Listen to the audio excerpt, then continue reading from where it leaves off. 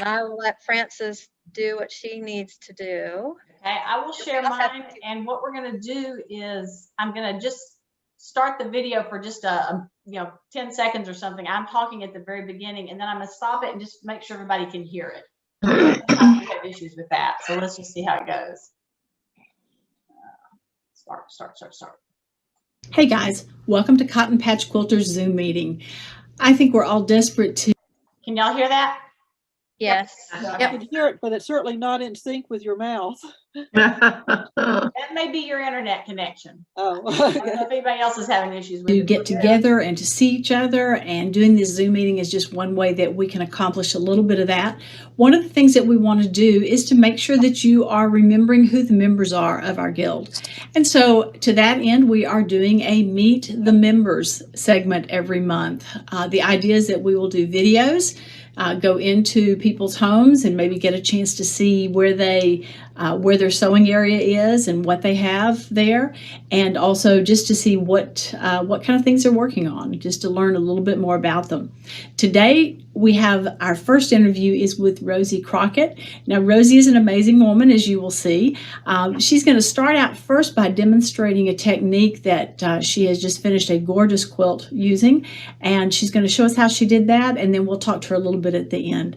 I hope you enjoy. Okay, the original photograph I put through an art program that gives it kind of a high contrast look, and then I took that just to print out from my printer at home to a copy shop and had to make this blow up so that I could pick out my sections of where I was going to divide it into pieces. And so this is the sections without the grays so that I could, make the fabric for each section and how I knew it needed to be. And then looking at the grays would tell me what the tones needed to be. Well, this is a set of Inktense pencils, and you can write on or color on fabric and use water to distribute the color. And so I used it to create my own fabric, the colors that I wanted for a particular piece. So this is the piece that I was going to do, and I wanted to create fabric for each of the petal pieces. So I blew it up at a copy shop, and then I traced around each section. So then I have a section, and I can look at the original photograph and see the darks and lights that I want to have. And in this case, I didn't want to do a pink flower. I wanted to do a blue flower, which doesn't exist, but that's what I wanted. So I put it on a light box. When I color this and I'm going to add water, it will bleed quite a bit. So I'm looking at the shape that I'm going to do, and I just color off the edge so that when I wet it, it's going to bleed, because I know I'm going to cut it out later. So it doesn't take a whole lot for these lighter ones. So, I kind of mixed in the colors that I wanted. I knew it had to be pretty light up here.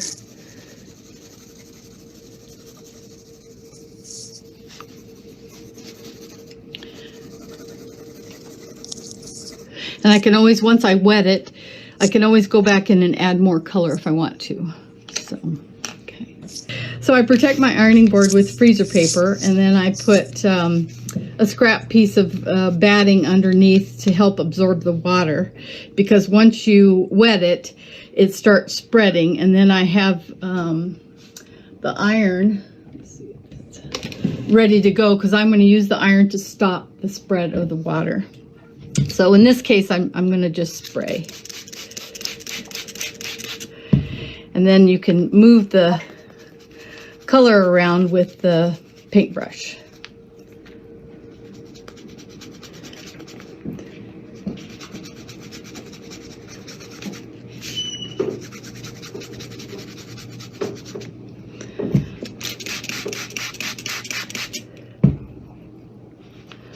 I tried to get rid of the lines, but I know that I'm going to sew over this, so it's more of getting the color to move around to where I want it. And if I like it, oops, just try to protect my iron by putting a absorption cloth on top.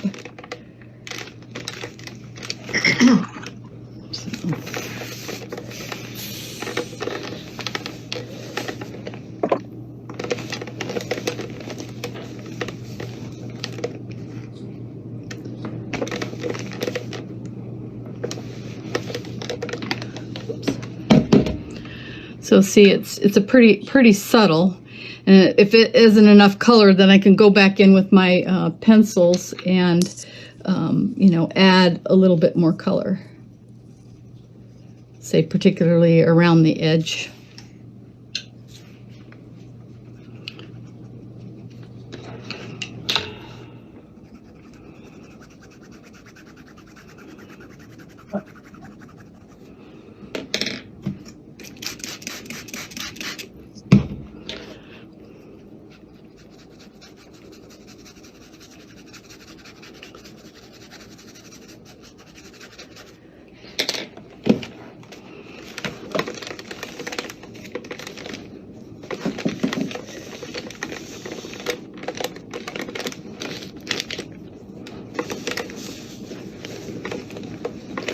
I learned the hard way to not use my good iron because it turned blue on the bottom. So this is my crafty iron.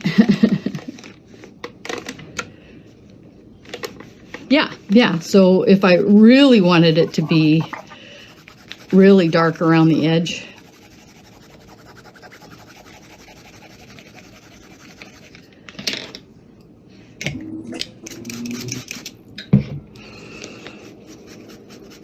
when you add a lot more color, you got more bleed where it's going to go. So yeah, so it just depends. I mean, you know, that particular shape had quite a bit of white on it, but the ones that were darker, I just had to keep adding. But it's just water and ink pencils, and then I knew I was going to sew over top of it. So this was my attempt at trying to do the out of focus background of back here, and I just didn't like it. It just wasn't. I probably could have worked at it, add a little more, but I found a piece of batik in my stash that was perfect, so I abandoned it. But you know, this is how dark you can make things get if you want to. And even with this, even if you're not very artistic or painterly, you can make things. And now you could see that if you cut this out, you could use that on something. Same with this green, you know, I could cut out a piece of this and use it, even though the intended purpose of the background didn't work out, but I could use that as a leaf on something else. Now I have this shape.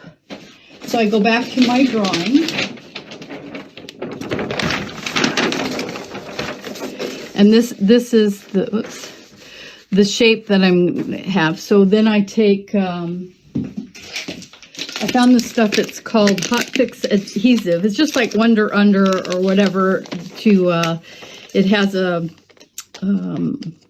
adhesive that you iron onto the back. So I have my shape drawn on my the back side of my Hot Fix, and then I'll position my fabric where I want it to be, which I can't see. There we go. Okay, so I've got my Hot Fix on the back, and I'm just gonna put it on so that I can cut it out.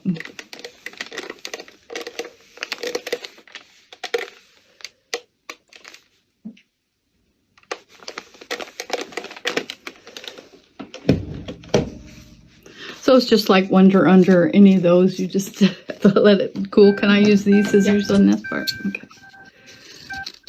Fudge a little. So I've cut out my piece, and now it's ready to go into the the flower. I can just peel off the back, and when I put all the pieces on as I got them done and pinned them, and then I taped them down with painter's tape and was able to transfer it to my background. So this is the finished product.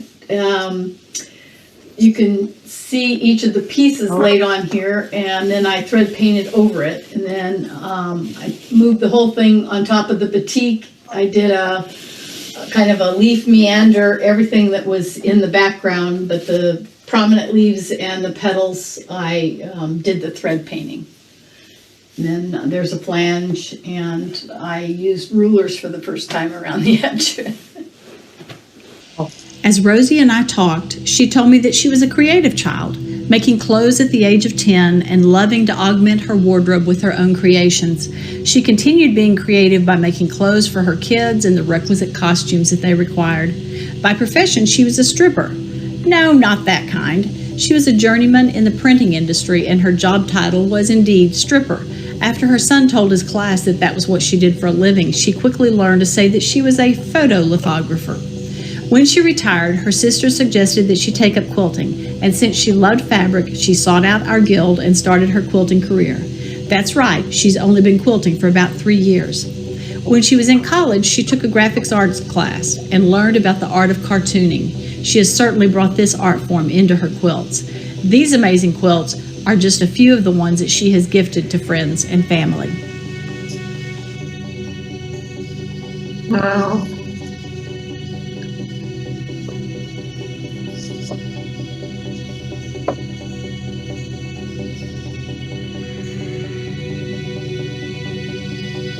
Pretty.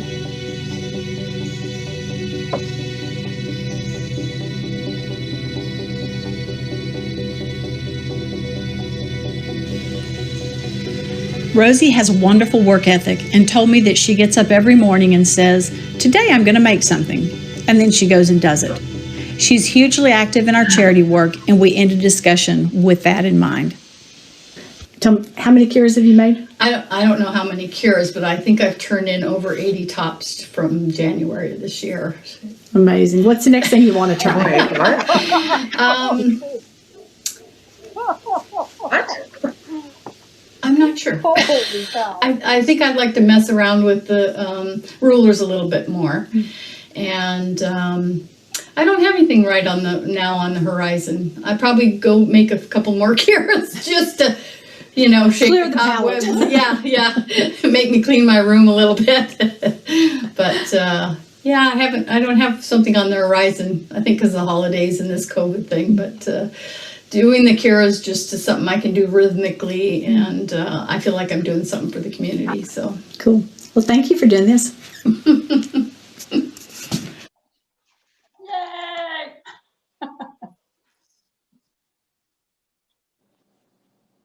Yes, thank you, Rosie, for being our guinea pig, trying our taping people. Y'all can see it was just wonderful. And I have tried to use Inktense pencils before, and it didn't turn out like that. And I think she uses a lot more water. And so I think that's something I need to try. That's And how I Rosie- got. That's I'm how I sorry. got started on that, is trying to learn how to control the bleed, because online they show people drawing on. Hey, guys. The, Back in December, I had. Sorry. Let's unshare. uh-oh. There we go. Now we can see each other. Sorry about that. That's okay. Online, I watched, people will quilt something and then color it in.